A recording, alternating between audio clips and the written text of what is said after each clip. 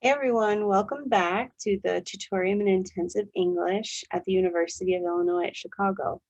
I'm Jordan and I'm your grammar instructor.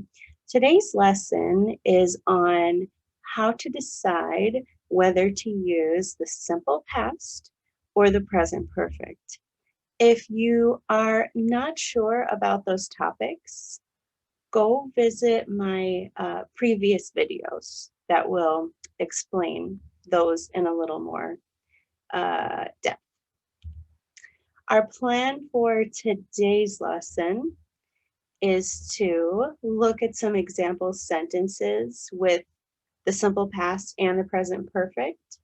We will compare them, see how they're different. Then we'll learn the grammar rules for deciding between using these two verb tenses. And we'll practice just a little bit with the concept. So first of all, let's look at some example sentences. On the left, we have simple past sentences.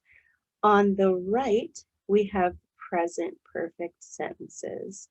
Let's read those. So first, go. I went to California last year. I have been to California. Buy. Matt bought lunch in Student Center East today. Matt has bought lunch in Student Center East every day this semester. Live. Becky lived in France several years ago. Becky has lived in France for several years. Well, let's start noticing some of the time words that we used with simple past and present perfect.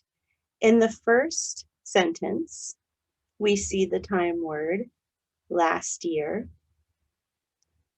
For the present perfect sentence, we don't have a time word. When did I go to California? It just says I have been. When did I go there? For the second sentence, we see the time word today. Matt bought lunch today. In the second sentence, we see Matt has bought lunch since the start of this semester. So that time word we see since the start of this semester. In the last sentence, we see the time phrase several years ago. So a long time in the past. In the second sentence, we see for several years. Okay, so the time words can tell us something about when to use simple past and when to use present perfect. Let's talk about how these sentences are different. So for the first example sentence, this demonstrates rule number 1. When we don't have or when we have a clear time that has been described in the sentence, we can use simple past. If we don't have a clear time, this is just some time in life, we can use present perfect. So we know in the first sentence, I went to California last year. That's a very clear time. I can tell you when that happened. In the second sentence, I have been to California. There is no time word. When did it happen? Sometime in life.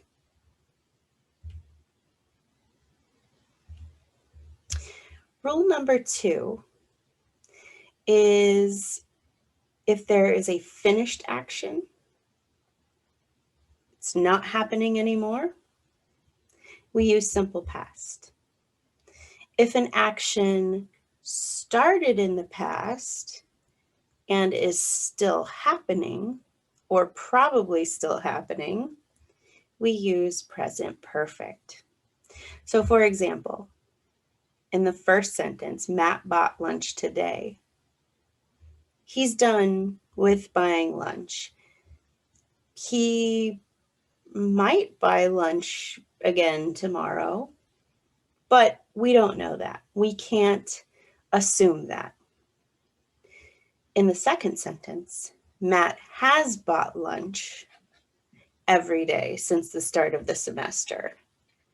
Well, we know that he buys lunch frequently in Student Center East. And this sentence also tells us that maybe he will continue to buy lunch in Student Center East the rest of the semester.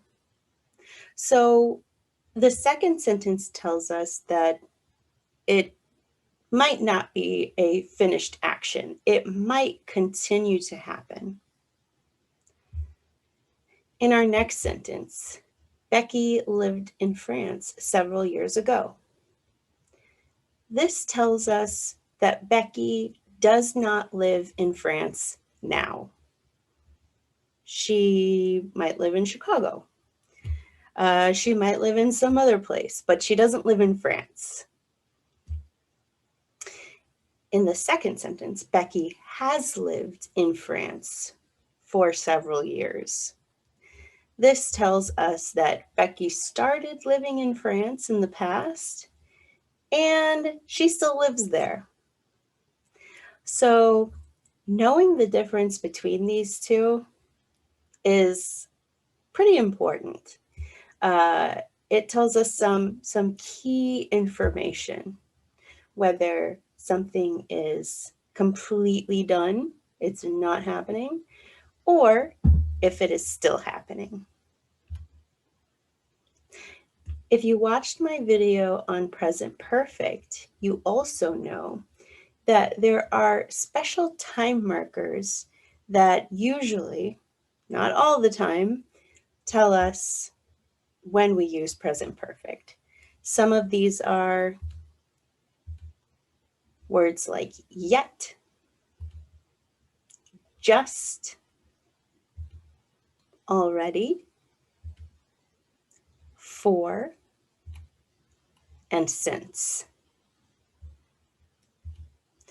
Let's practice just a little bit and see if we can identify which sentences need simple past and which ones need present perfect. Some questions you should ask yourself during this exercise. Is there a clear or an unclear time? Is the action finished or is it unfinished? And lastly, are there any special time words that I should pay attention to? Let's try.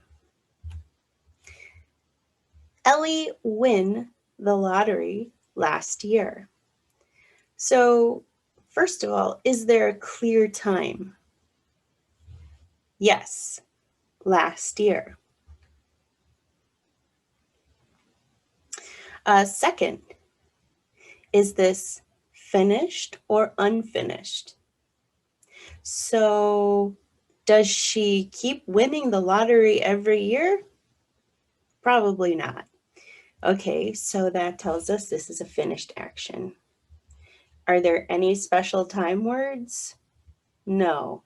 So we probably, or we definitely want to use simple past. Ellie won the lottery last year. Let's try another one. We already make lunch. Okay, so is there a clear time? No, there's no time word here really. Is this finished or unfinished? Well, it is finished. That is true. Okay. And lastly, is there any special time word? Yes. We see the verb, or not the verb, the word already. So when we think about our rules, we have a special time word, and there is no definite clear time that this happened. This means we need present perfect. We have already made lunch. Next, Stephen, find your textbook in Skylab yesterday. So first, is there a clear time word? Yes, yesterday. Is this action finished or unfinished? I'm guessing that Stephen doesn't find your book just all the time. So this is a finished action. Okay, is there a special time word? No. So we're using simple past. Stephen found your textbook. Matt just arrived. So again, is there a clear time word? No. Is this a finished action? Yes. But is there a special time marker? We see the word just. So we use present perfect. Matt has just arrived. Okay, they live in LA for a year when they were younger. First of all, is there a clear time?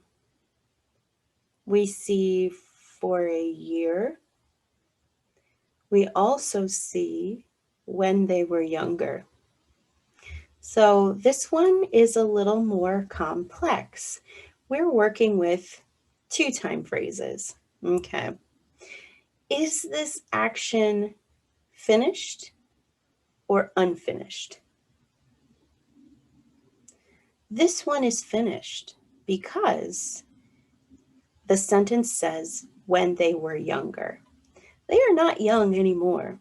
Well, they're relatively young, but they're not children. So we know that this is a finished action. Lastly, are there any special time markers?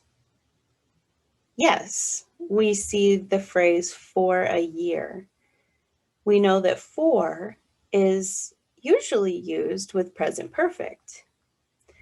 So this sentence is kind of confusing because we see a mix of the rules here.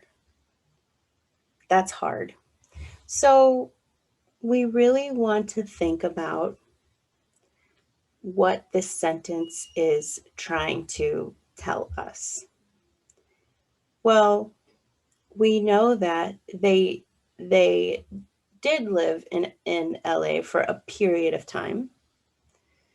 But again, the last part of the sentence tells us something super important, that they do not live in LA anymore. That's important. The fact that they don't live in LA anymore tells us that we need to use simple past. So when we learn our grammar rules, they can help us to a point. Sometimes you really have to think about what the entire sentence is trying to say. And then try out one of your verb tenses. Another thing is that even if your grammar or your verb tenses are not always 100% correct, that's okay. Just try. Don't let the fear of making a mistake stop you from trying to communicate your idea. People will still understand you, even if you're not perfect. And if you want people to correct you, ask. That's totally fine if that's your goal. So that's all for today for comparing those two verb tenses. Thanks for practicing with me. And again, just continue to practice on your own. It will get better. Just really think about those rules and what you're trying to say. And I'll see you in the next video. Have a good one.